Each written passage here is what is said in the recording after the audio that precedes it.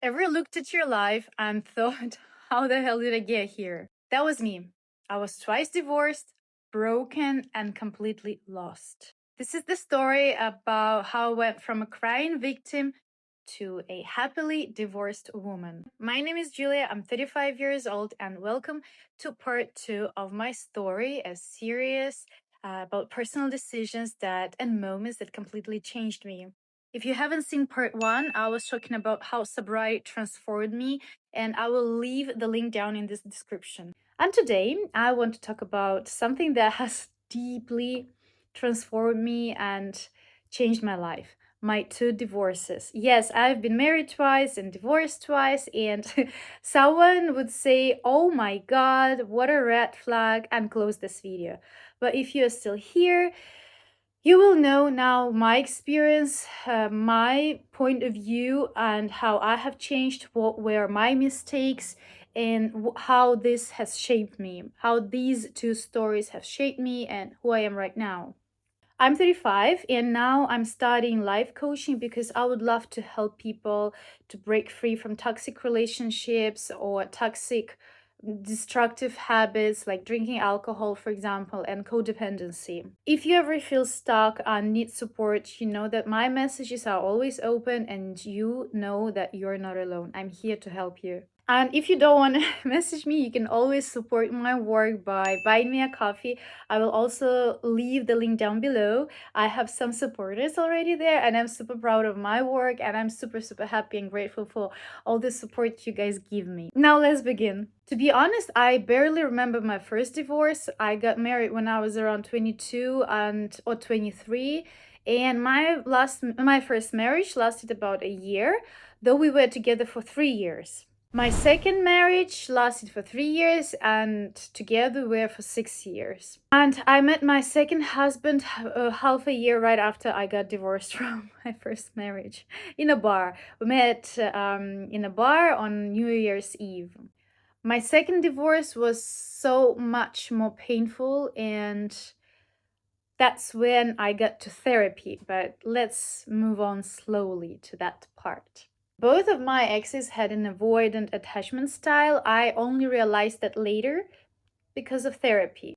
Actually, both of them were avoidant, and I was an anxious type, and I always was chasing. I even made a video about attachment styles, so I will also leave the link down below because I read the book called Attached, and there I talk about attachment style. So if you don't really know your attachment style, go to make a test, or better, go to therapy, and that's how you will know yourself better. Some people tell me, Julia, please stop talking about your past relationships. What if your future partner sees these videos and will know your past? He will think that if these people treated you that way, it means that he can treat you that way. But I don't know. I hope that if I ever meet someone special, I hope he will first fall in love with me and then find out about my videos and about my channel and about my past, of course. Maybe my friends are right. Maybe it's better to say something neutral like, oh, we just grew apart, he moved to another country, we have different goals, and blah, blah, blah. And maybe that's what I should say if someone ever asks me why I was divorced, I got divorced, how did my last relationship ended up, so. But you know what? Since I already started telling the truth, let's keep on going.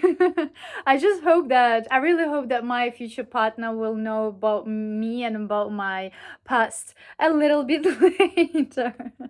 So, my first advice is to share with you after I've been through all this pain is to never rush, and don't rush into a new relationship once your previous relationships have ended. Like, take it slow, sit with yourself for a while, take the time to heal, go to therapy, understand yourself more, learn yourself more, understand where did you make mistakes, where did your partner make mistakes.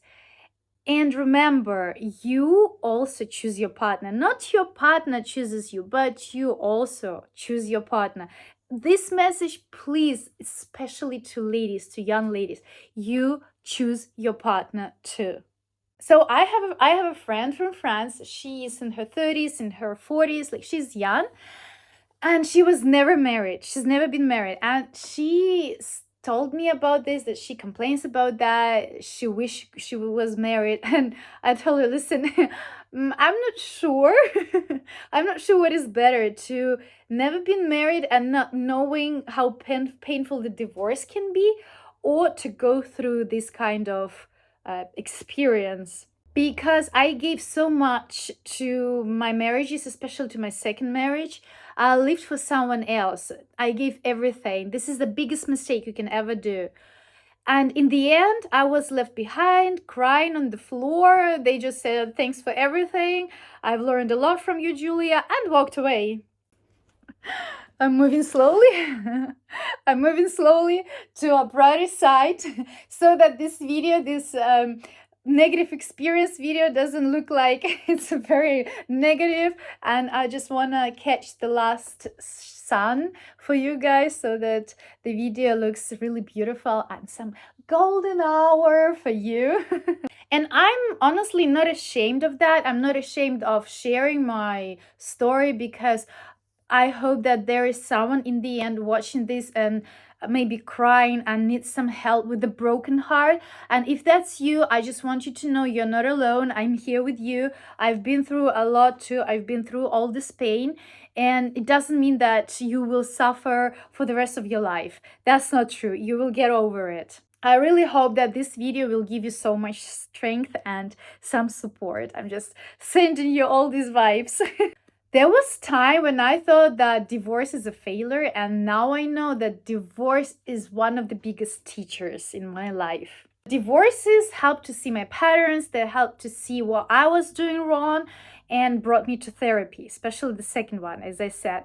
And that's where the change began. So after my second divorce, I hit the rock bottom. I drank a lot. I used a lot of substances. I was deeply depressed, and I didn't know where to move and how to function anymore. I had a lover back then, and he was already sober, and he told me that he was going through divorce too. And one day he woke up drunk in the middle of the night on his balcony, and it was winter time, and that was a breaking point for him. And he said he quit alcohol after that. And I was going through my own pain and through my divorce, and his story stuck with me. And that story, along with everything that happened to me afterward, became a brick that on of the wall that eventually separated me from alcohol. Like, my divorce, year by year, led me to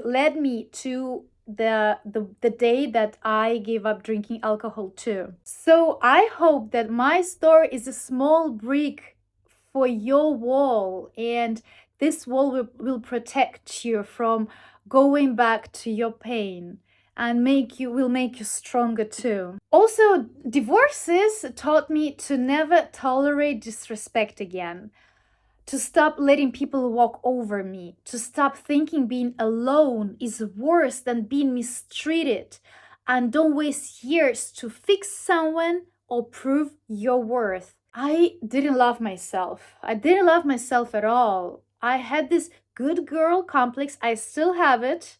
I work on it. And I think it will be forever with me, just like perfectionism.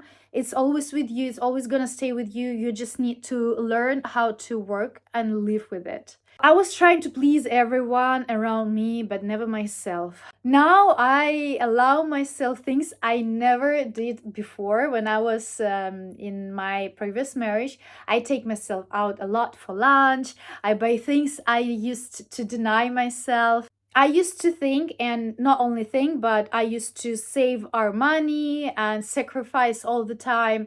And still, when the pandemic hit, we turned out that we had absolutely nothing, like no savings at all. We saved and saved and saved for what? Then during Corona time, we realized like we have absolutely nothing left. Now I earn less than I used to when I lived in China. But I manage my budget in a way that lets me enjoy my life, because I no longer base my worth on how much I sacrifice for others. And I'm not trying to earn someone's love. I just try to be good to myself and love myself. So this is the first time I've been single for years. Before this, I was always in relationship and I didn't even know how does it feel to be with myself and to be on my own. If you just ended something, take time for therapy. Try to understand your patterns. Try to understand why you keep on choosing the same kind of people, even if their faces are different. And this was the question I brought to therapist, what I was doing wrong. And she told me, you keep choosing the wrong man. And she was right.